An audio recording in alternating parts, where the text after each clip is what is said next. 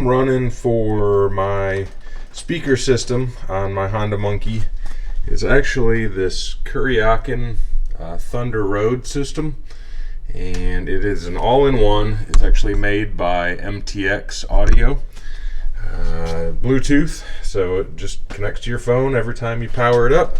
It's got buttons right up top here for the volume, forward and backwards as far as skipping songs, play and pause, and a power button. On the side there is also input, a 3.5 millimeter jack, and an output as well, in case you wanted to run earbuds, I guess. And then there's also a USB port there as well.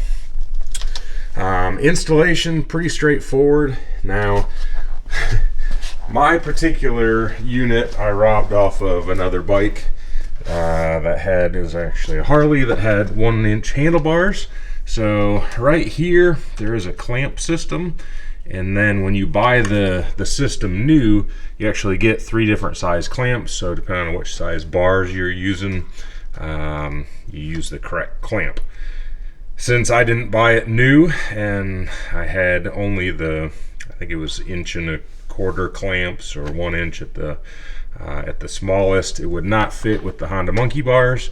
So I decided to adapt and overcome and use zip ties. So I have actually a 4-point attachment. I've got zip ties on the bottom, and then I also ran zip ties around the base of it here, the main part. I put a little bit of foam adhesive tape just as a keep it from rubbing directly on the bars, and it's on there solid. It doesn't go anywhere, so it's probably stronger than the factory mounts, which is good since I do take my Monkey off-road and rough roads and all over the place. So that's the basics of the system itself. Standard Bluetooth speaker. Now getting into installation, there's just one wire that comes out of this. And so I routed it up and around and down through the neck with all the other cables. And then it comes here and goes under the tank, and then goes under the seat to where the battery is.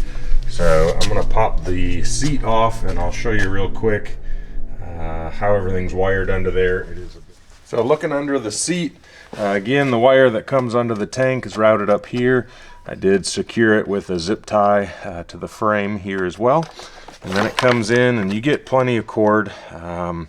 There's basically a positive and a negative that go direct to the battery. There's also an ignition wire, which is this orange one.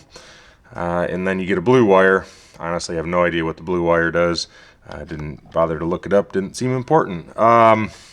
The orange wire, at first I just put it to the battery so that it would always be on, and turn the power on and off at the speaker itself. That ended up draining the batteries.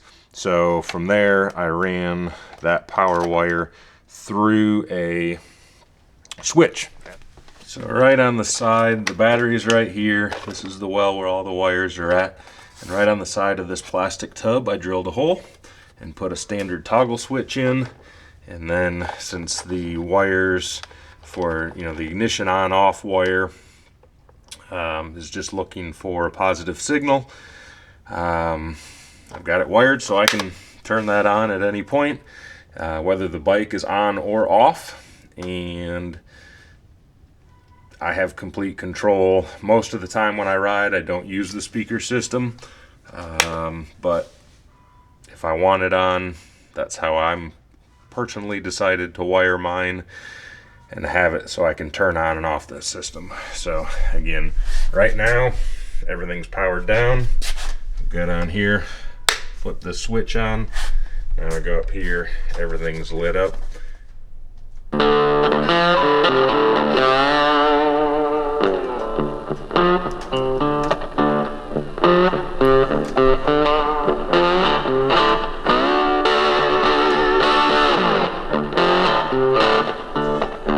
Volume button right here, looks the same as on your phone.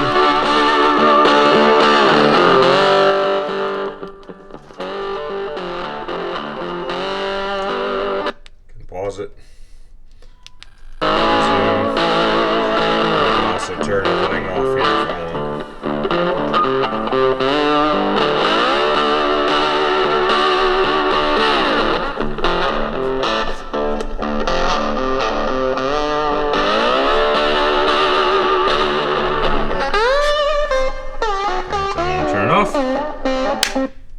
system goes off.